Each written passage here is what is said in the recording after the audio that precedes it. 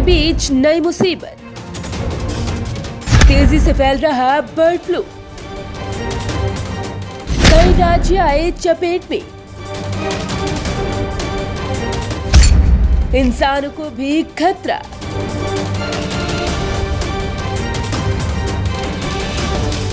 Corona virus से फिलहाल देश को निजात नहीं मिली है कि इसी बीच बर्ड फ्लू की दस्तक से दहशत बढ़ती जा रही है। केरल ने जहां इसे आपदा घोषित कर दिया है, तो वहीं अन्य राज्यों में इसकी पुष्टि के बाद पशुपालन विभाग के अधिकारियों को निर्देश दिए गए हैं कि पोल्ट्री पक्षियों में कोई लक्षण नहीं दिखा, फिर भी पोल्ट्री और पोल्ट्री उत्पाद बाजार, फार्म, जलाशय और प्रवासी पक्षियों पर विशेष निगरानी रखी जाए। क्या है bird flu? Avian influenza virus को बर्ड फ्लू के नाम से भी जाना जाता है। ये खतरनाक वायरस इंसानों और पक्षियों को अपनी चपेट में लेता है।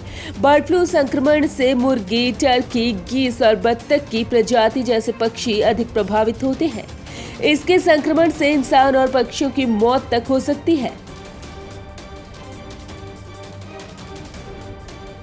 ये राज्य आए चपेट में। देश में अब एक और खतरा तेजी से बढ़ रहा है। कोरोना वायरस के नए स्ट्रेन के बीच देश में अब एक और खतरा तेजी से बढ़ रहा है। कोरोना के बीच देश के कई राज्य बर्ड फ्लू की चपेट में आ गए हैं। मध्य प्रदेश, राजस्थान, हिमाचल प्रदेश के साथ ही केरल और पंजाब भी बर्ड फ्लू की चपेट में आ गए हैं। इन राज्यों में पिछले कुछ दिनों में ही सैकड़ों पक्षियों की मौत हो गई और फ्लू को लेकर सरकारों ने भी अलर्ट जारी किया है। केरल के पशुपालन मंत्री के राजू ने कहा है कि केरल में 2 जिलों अलपुजा और कोट्टायम में सोमवार को हाई अलर्ट पर रखा गया है। उन्होंने कहा कि 50,000 बतखों को जांचा जा रहा है कि कहीं उनमें बर्ड फ्लू के लक्षण तो नहीं।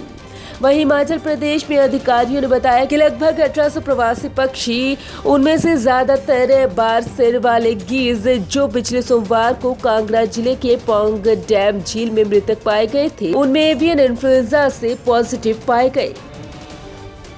इंसानों को भी खतरा। एवियन इन्फ्लुएंजा एक तरह से बर्ड फ्लू होता है। ये वायरस जनित बीमारी है जो एक पक्षी से दूसरे पक्षी तक तेजी से फैलती है। इसमें अधिकांश पक्षियों की मौत हो जाती है। पक्षियों से ये बीमारी मनुष्यों में भी फैल जाती है। इसलिए इसमें एवियन इन्फ्लुएंजा एक्शन प्लान 2015 के तहत ही कार्रवाई की जाती है। एवियन इन्फ्लुएंजा एक संक्रामक बीमारी है जो पालतू और जंगली पक्षियों की कई प्रजातियों को प्रभावित करती है। सामान्य रूप से ये संक्रमण पक्षियों में पाया जाता है, लेकिन कभी कभी ये इंसानों समेत अन्य कई स्तनधारियों को भी इन्फेक्ट कर सकता है। जब यह इंसान को संक्रमित करता है तो इसे इन्फ्लुएंजा कहा जाता है। बर्ड फ्लू का इलाज।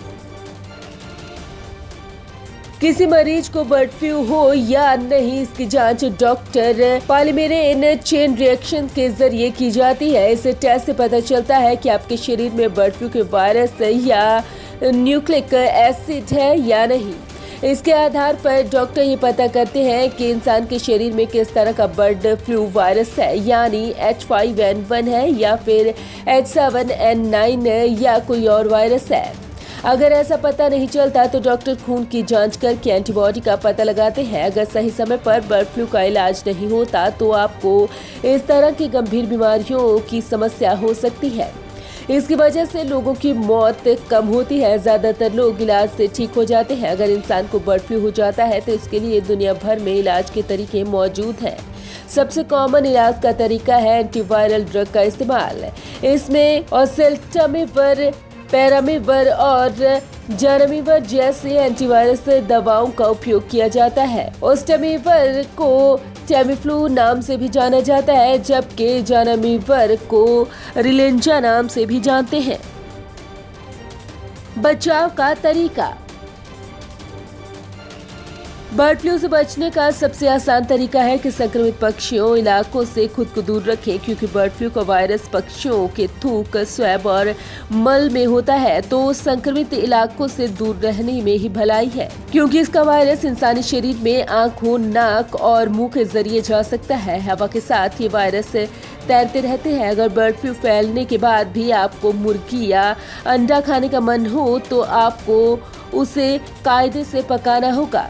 अगर अच्छे से पोल्ट्री उत्पाद नहीं पकाए जाते तो आपको बर्ड फ्लू के अलावा कई अन्य बीमारियां भी होने की आशंका है। जिस तरह से भारत में बर्ड फ्लू फैल रहा है, ऐसे में आपको चाहिए कि आप पोल्ट्री फार्म ना जाएं, उन राज्यों में ना जाएं जहां बर्ड फ्लू फैला हुआ है।